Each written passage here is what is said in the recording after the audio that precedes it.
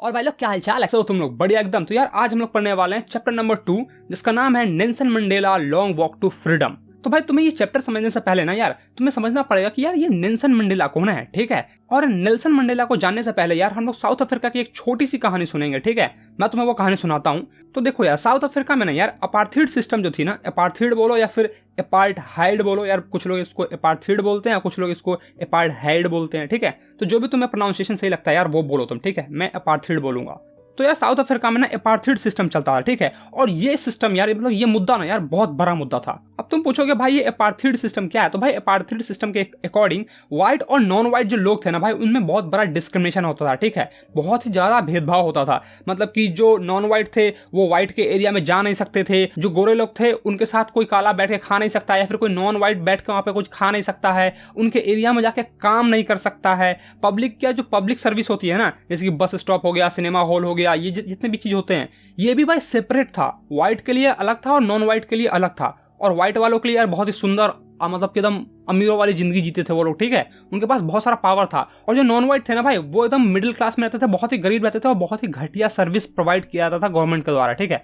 जैसे हमारे इंडिया में यार डिस्क्रिमिनेशन होता है ऊंची जात और नीची जात वाला में, ठीक है। SC ST ये सब वगैरह है इंडिया को। इस स्टोरी को तुम यार इंडिया से रिलेट करो, ठीक है, तब तुम्हें ज्यादा समझ में आएगा। और सबसे बड़ी बात तो भाई ये थी कि तुम इस सिस्टम के अगेंस्ट में अपनी आवाज भी नहीं उठाओगे। आवाज उठाओगे तो मार पीट के तुम्हें सब दबा देंगे, ठीक है। तो यार ये एक बहुत बड़ा मुद्दा था, इससे लोग परेशान थे। वो चाहते थे कि यार डिस्क्रिमिनेशन ना हो, भेदभाव ना हो लोगों में। लेकिन यार लोग करे भी तो करे क्या, ठीक है, क्योंकि यार तुम इसके अगेंस्ट में आवाज भी नहीं उठा सकते हो। और भाई इसी भेदभाव में नेल्सन मंडेला भी पड़े बले हैं, ठीक है। तो यार नेल्सन मंडेला आवाज उठाते हैं इसके अगेंस्ट में। और जैसे ही नेल्सन मंडेला इसके अगेंस्ट में आवाज उठाते हैं तो 1964, ठीक है, 1964 में यार उन्हें जेल हो जाती है, ठीक है। वहां की गवर्नमेंट उन्हें पकड़ लेती है और देशद्रोही का करार देती है, कहती है ये देशद्रोह है, ठीक है। और उसे जेल में बंद कर देती है। नेल्सन मंडेला को 1964 में यार जेल में बंद कर देती है। और भाई लगभग 30 साल नेल्सन मंडेला जेल में ही रहे। और जेल से बाहर आने के बाद भाई 1994, ठीक है, 1994 में यार इलेक्शन हुआ, डेमोक्रेटिक इलेक्शन हुआ साउथ अफ्रीका में, ठीक है। जैसे हमारे यहाँ पे इलेक्शन होता है ना वैसे यार वहां भी इलेक्शन हुआ। और जब रिजल्ट आया ना तो चौंका देने वाली बात थी। जो व्हाइट थे ना भाई वो हार गए थे और नॉन व्हाइट की इस बार सरकार बनने वाली थी। नेल्सन मंडेला और उनकी पार्टी ANC मतलब यार अफ्रीकन नेशनल कांग्रेस, जैसे कि हमारे इंडिया में है INC इंडियन नेशनल कांग्रेस, वैसे ही वहां पर ANC है अफ्रीकन नेशनल कांग्रेस। तो नेल्सन मंडेला और नेल्सन मंडेला की पार्टी यार जीत गई थी, ठीक है।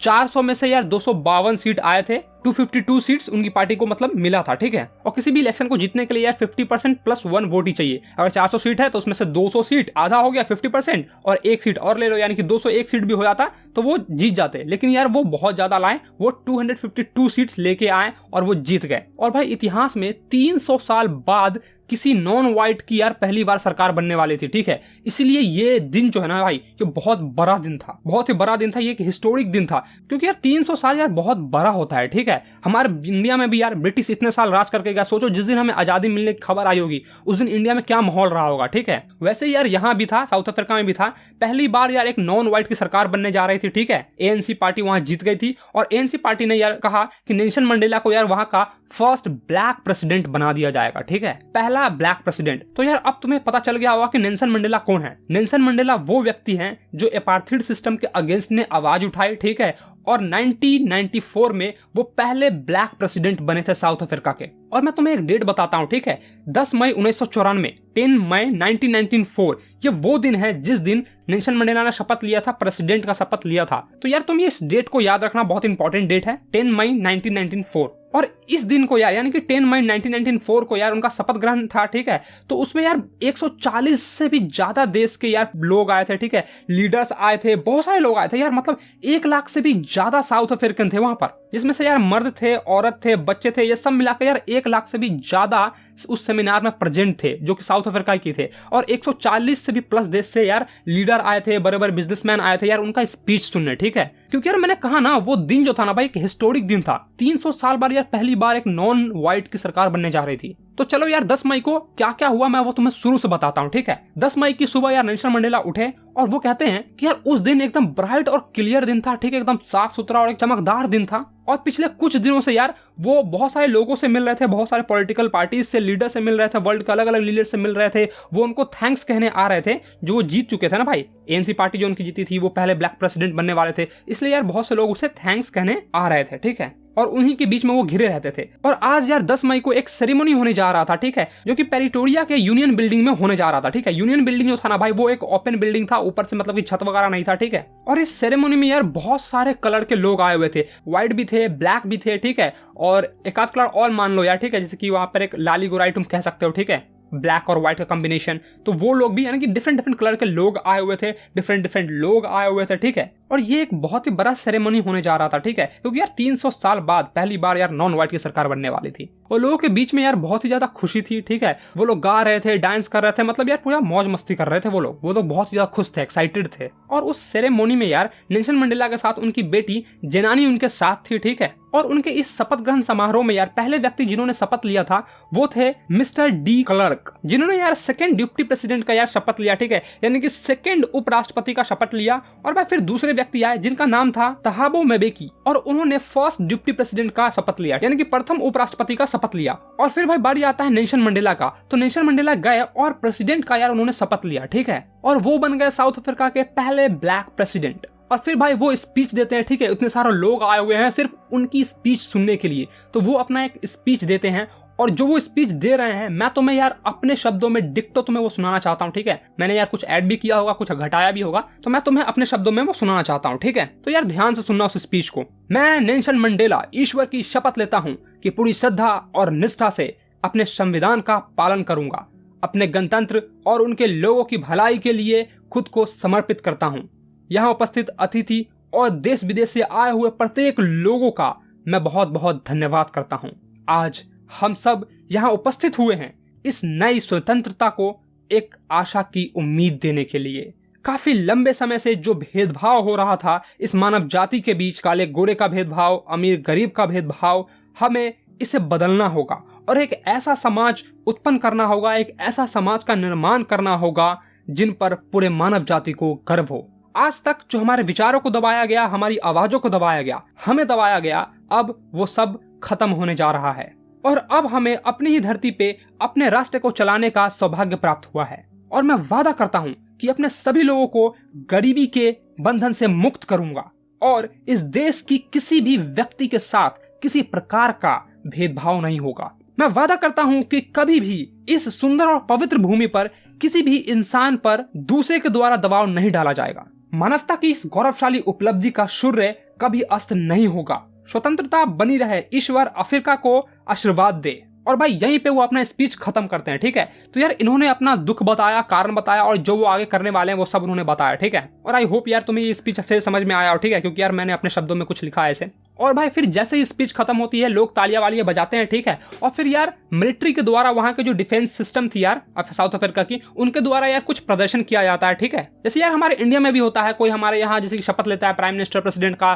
तो गोली वोली छुटती है, बहुत सारे यार होते हैं ना, जैसे कि रिपब्लिक डे पर तुमने देखा होगा, वॉकिंग होता है, फायर होती है, ठीक है, सैल्यूट वगैरह करते हैं सब। तो वही सब यार अब करने वाले हैं साउथ अफ्रीका के पुलिस और डिफेंस सिस्टम भी, ठीक है। तो यार थोड़ी ही देर बाद यार साउथ अफ्रीका की जेट, हेलीकॉप्टर और ट्रूप कैरियर्स वहां पर अपना एक अद्भुत प्रदर्शन देने आ जाते हैं। वो यार सिर्फ अपना अद्भुत प्रदर्शन देने नहीं आए थे, बल्कि वो डेमोन्स्ट्रेट करने आए थे, यानी कि दिखाने आए थे, साबित करने आए थे अपनी मिलिट्री लॉयल्टी। जो अभी नई गवर्नमेंट बनी है उसके प्रति यार लॉयल्टी रखेंगे, ठीक है, मतलब यार लॉयल रहेंगे, ठीक है, उनके प्रति यार वफादारी निभाएंगे। और भाई फिर वहां के हाईएस्ट जनरल, साउथ अफ्रीका के हाईएस्ट जनरल, डिफेंस फोर्स, ठीक है, और पुलिस जितने भी थे यार, जिनके चेस्ट पर यार रिबन्स लगी हुई थी, मेडल्स लटके हुए थे, ठीक है, वो सभी के सभी यार सैल्यूट करते हैं। और भाई फिर वो भी शपथ लेते हैं कि वो लॉयल रहेंगे, जो नई सरकार बनी है उनके प्रति यार वफादारी निभाएंगे, इसका वो शपथ लेते हैं, ठीक है। और फिर भाई नेल्सन मंडेला यार मनी मन सोचते हैं कि ये वही पुलिस वाले थे, ये वही डिफेंस सिस्टम थी इस साउथ अफ्रीका की, जिन्होंने यार कुछ साल पहले मुझे जेल में बंद कर दिया था। 1964 में बंद नहीं कर दिया गया था नेल्सन मंडेला को, वो अपार्थाइड सिस्टम के अगेंस्ट में इन्होंने आवाज उठाई थी, तो उन्हीं के बारे में ये बता रहे हैं। तो आज से पहले यही पुलिस थी जिन्होंने मुझे यार कैद कर लिया था और जेल में एक बंदी बना लिया था,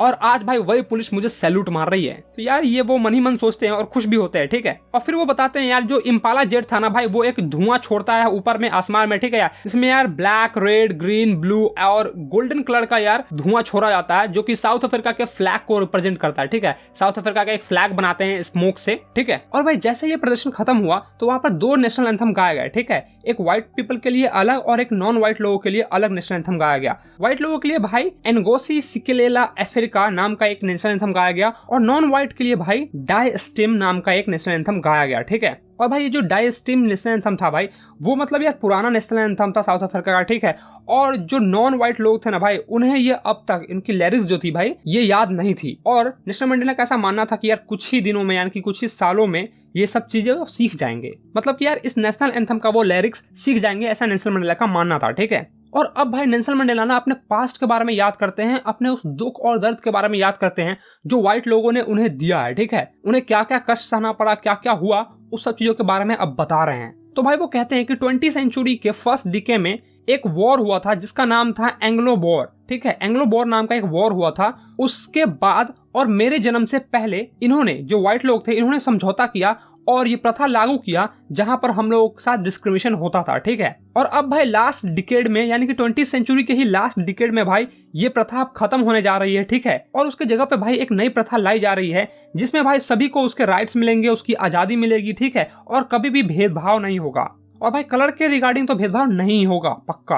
और अब भाई वो बता रहे हैं कि ये जो दिन था ना भाई वो हजारों लोगों की कुर्बानी के कारण ही आया था। ठीक है, ऐसा नहीं था कि नेल्सन मंडेला वो पहले व्यक्ति थे जो उठे और इस सिस्टम के अगेंस्ट यानी कि इस डिस्क्रिमिनेशन के अगेंस्ट में उन्होंने आवाज उठाई और उन्होंने जीत पा ली। नहीं भाई, इससे पहले भी यानी कि नेल्सन मंडेला से पहले भी यार बहुत सारे लोग आए इस प्रथा के अगेंस्ट में यानी कि इस डिस्क्रिमिनेशन के अगेंस्ट में यार उन्होंने आवाज उठाई। ठीक है, और अपनी जान गंवा दिया, अपने आप को बलिदान कर दिया, देश के लिए न्यौछावर कर दिया। और भाई वो फिर खुद से कहते हैं कि मैं उन्हें धन्यवाद भी नहीं कह पाया और वो ये भी नहीं देख पाए कि उनके बलिदान ने भाई क्या प्रभाव लाया है। ठीक है, उनके बलिदान से भाई क्या प्रभाव आया है साउथ अफ्रीका में, क्या चेंजेस आए हैं वो भी वो नहीं देख पाए, ऐसा हमें नेल्सन मंडेला बताते हैं। और जो भाई अपार्थाइड सिस्टम की जो पॉलिसी थी ना भाई उसने एक बहुत ही गहरा घाव हमारे ऊपर छोड़ दिया है। ठीक है, जो कि भाई आसानी से तो नहीं भरने वाले हैं, इसके लिए कुछ साल लगेंगे। कुछ साल बीतने के बाद ये घाव धीरे धीरे कम होना शुरू हो जाएगा। अब कोई भी इंसान यार इतनी जल्दी तो कोई भी चीज नहीं भूल सकता है। उनके साथ जो अत्याचार हुआ है भाई वो एकदम से तो नहीं भूल सकते ना भाई, थोड़ा वक्त लगेगा, उनके साथ घुल मिल जाएंगे और फिर धीरे धीरे यार वो सब ये चीजें भूल जाएंगे, ऐसा नेल्सन मंडेला का मानना था। और अब भाई वो बताते हैं कि वो कौन कौन लोग थे जिन्होंने नेल्सन मंडेला से पहले भी आवाज उठाई थी और अपनी जान गंवाई थी। ठीक है, वो थे Oliver Tambo, Walter Sisulu, Chief Luthuli, Yusuf Dadoo, Bram Fischer, Robert Sobukwe. ये वो सारे लोग थे जिन्होंने नेल्सन मंडेला से पहले इस प्रथा पे आवाज उठाई थी। ठीक है, इस डिस्क्रिमिनेशन के अगेंस्ट में आवाज उठाई थी। और नेल्सन मंडेला कहते हैं कि यही वो साहसी और ज्ञानी लोग थे और शायद ही इनके जैसा अब कोई पैदा होगा, क्योंकि यार ऐसा नहीं है कि कोई भी आज के जनरेशन का आदमी आएगा और इनके जैसा बन जाएगा। ठीक है, वो कहते हैं कि इसके लिए उन्हें कष्ट सहना पड़ेगा, उनको पीड़ा सहना पड़ेगा, उन्होंने जो सहा है ना वो सहना पड़ेगा, तब जाके वो इनके जैसा बन पाएंगे। वो कहते हैं कि हमारे इस देश में यानी कि साउथ अफ्रीका में खनिज बहुत सारे हैं। ठीक है, बहुत सारे मिनरल्स हैं, बहुत सारे डायमंड्स हैं, बहुत सारे हीरे हैं, लेकिन इनसे बड़ा हीरा कोई नहीं है। ये जो लोग हैं ना यार यही नेल्सन मंडेला के लिए हीरे हैं। ठीक है, असली हीरे यही हैं जो भाई नेचर वाइज अच्छे हैं, सीधे हैं और भाई डायमंड से भी प्योर हैं। उनके लिए भाई डायमंड का कोई मायने नहीं है, उनके जो लोग हैं भाई वही डायमंड के इक्वल हैं। और फिर वो कहते हैं कि इन्हीं लोग से मैंने संघर्ष करना और साहस सीखा है। वो बताते हैं यार कि कैसे समय समय पर एक औरत या एक महिला अपने विचार के लिए, अपने आइडियाज के लिए भाई लड़ भी लेती थी। ठीक है, वो कहती थी नहीं मेरे आइडियाज सही है, तो वो कहते थे नहीं मेरे आइडियाज सही है। ठीक है, उस पर वो लड़ भी लेते थे। और भाई जब कोई अटैक करता था ऐसा नहीं है कि वो तलवार वलवार लेके आया फिर चक्कू वक्कू लेके आ गए और अटैक कर दिया, ऐसा नहीं होता था। ठीक है, वो भाई अपने विचार से ही अटैक करते थे। ठीक है, उसके अगेंस्ट में बात करते थे बिना कुछ तोड़े हुए, बिना अपना ताकत को दिखाए हुए, अपने स्ट्रेंथ को बिना शो किए हुए वो लड़ते थे। ठीक है, उनके विचार के सामने हिम्मत से डटे रहते थे और उसे जूझते थे। साहस का मतलब यार डर को भगाना नहीं है, उस पर जीत पाना है। ठीक है, एक साहसी व्यक्ति वो नहीं होता जो डरता नहीं है, बल्कि वो होता है जिसने अपने डर पर जीत पाया होता है। और भाई ये गजब की लाइन है। ठीक है, मैं तुम्हें इसे एक एग्जांपल से समझाना चाहूंगा। अब मान लो भाई तुम्हारे क्लास में यार कोई ना कोई ऐसा लड़का जरूर होगा जो बहुत ही ताकतवर होगा, वो किसी से नहीं डरता होगा। ठीक है, मतलब कि मारपीट हुआ तो बुला ले भाई, मार हो गई आजा बस तू, वो डंडा वंडा लेके आ जाएगा। ठीक है, लेकिन भाई जब उसी इंसान को तुम कहो कि भाई टीचर से ही सवाल पूछना, तो वो नहीं पूछेगा। ठीक है, क्योंकि भाई उसके अंदर वो साहस ही नहीं है, वो जिगरा ही नहीं है कि वो टीचर से खड़ा होकर पूछ दे ये सवाल। और वहीं दूसरी ओर भाई तुम्हारे क्लास में एक लड़की होगी जो बहुत ही पतली दुबली होगी, लेकिन भाई वो टीचर से हर बार सवाल पूछती होगी क्योंकि उसके अंदर भाई वो जिगरा था, वो साहस था। ठीक है,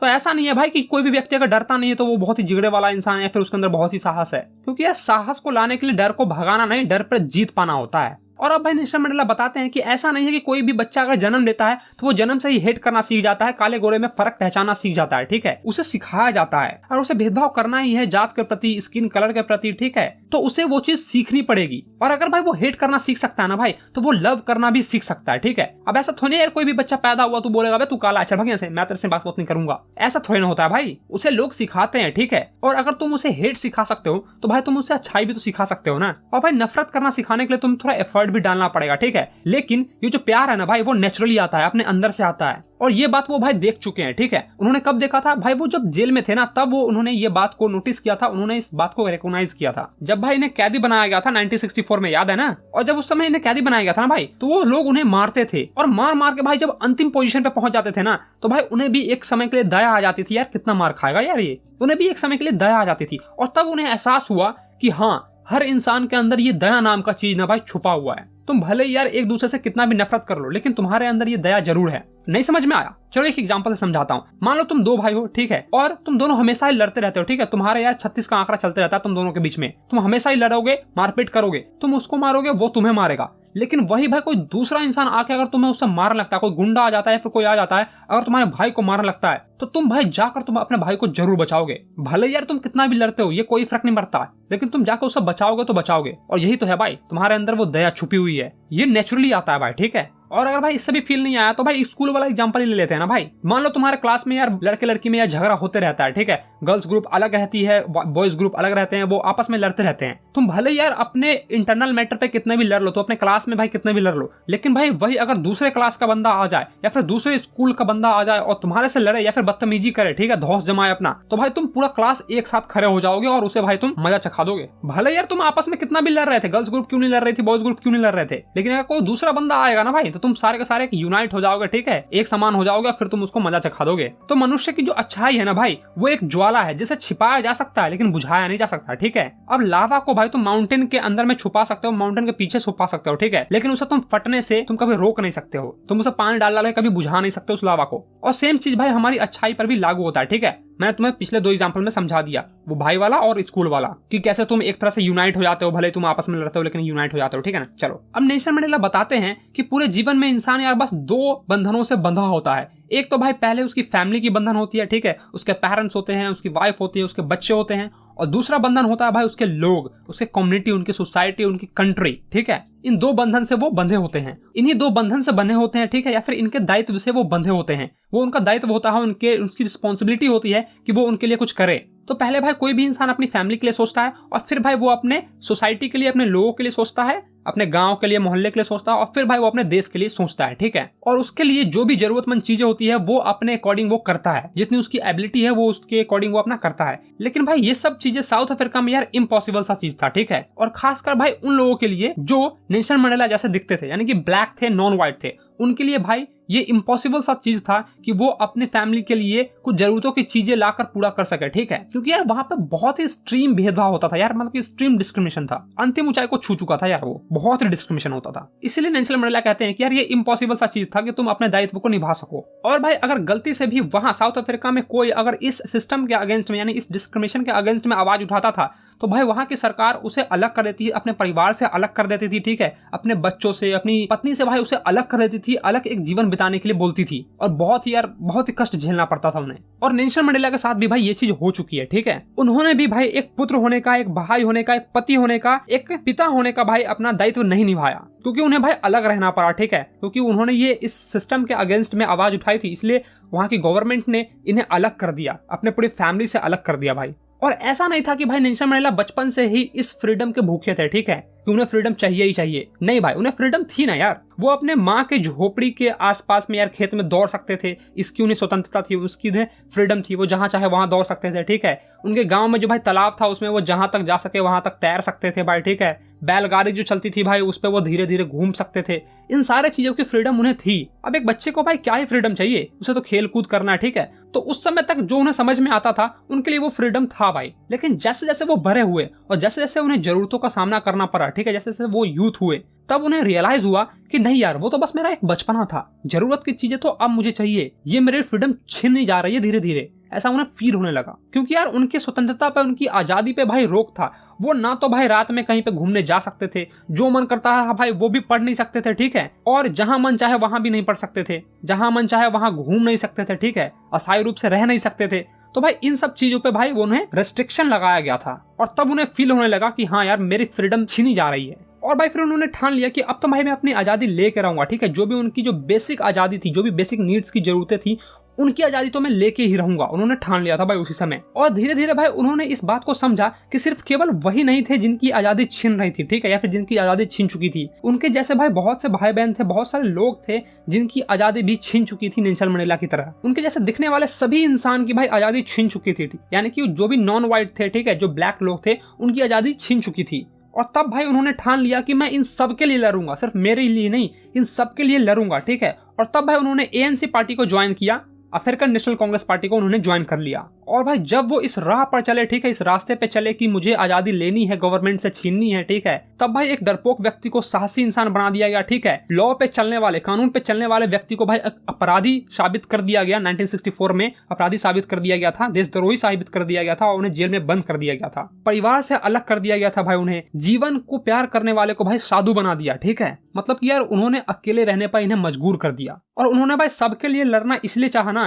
क्योंकि उन्हें पता था कि मैं सिर्फ अपनी स्वतंत्रता लेके खुश नहीं रह सकता हूँ। मेरे जैसे दिखने वाले हर एक व्यक्ति की स्वतंत्रता यार मेरे लिए मायने रखती है। इसलिए यार उन्होंने सबके लिए लड़ना सही समझा। अब कोई भी इंसान यार दूसरे की दुख देखकर कैसे खुश रह सकता है? तुम तभी खुश रह सकते हो भाई जब सामने वाला बंदा भी खुश है। और भाई जो इंसान दूसरे की फ्रीडम छीनता है, दूसरे की स्वतंत्रता को छीनता है भाई, वो एक घृणा के लायक है, ठीक है। उसे हेट के सिवा और कुछ भी नहीं मिलेगा। और नेल्सन मंडेला भाई खुद भी खुश नहीं रह सकते थे दूसरे की आजादी छीनकर, ठीक है। इसका मतलब यार बहुत गहरा है, ठीक है, तो तुम्हें इस गहराई को समझना पड़ेगा। इसका मतलब ये है कि नेल्सन मंडेला भाई जैसे ही फर्स्ट ब्लैक प्रेसिडेंट बने साउथ अफ्रीका के, तो वो चाहते भाई तो जो भी उनके साथ अत्याचार हुआ था वो सेम चीज वो रिपीट कर सकते थे व्हाइट लोगों के साथ, ठीक है, क्योंकि भाई अब सारी पावर उनके पास थी। जो भी उन्होंने सहा था भाई, जो भी डिस्क्रिमिनेशन हुआ था उनके साथ में, ठीक है, मतलब कि यार पुअर क्वालिटी की पब्लिक फैसिलिटीज मिलती थी, वो सेम चीज भाई व्हाइट लोगों को वो दे सकते थे। और सारा भाई जितने भी नॉन व्हाइट थे उनको भाई फिर से खुश कर सकते थे। लेकिन वो ऐसा नहीं चाहते थे। वो चाहते थे कि यार इस समाज में सभी व्यक्ति को इक्वली राइट्स दिया जाए, इक्वली फ्रीडम दिया जाए, ठीक है, कोई भी भेदभाव ना हो। इसलिए भाई वो यहाँ पर लिखते हैं कि मैं खुद खुश नहीं रह सकता हूँ दूसरे की खुशी छीनकर,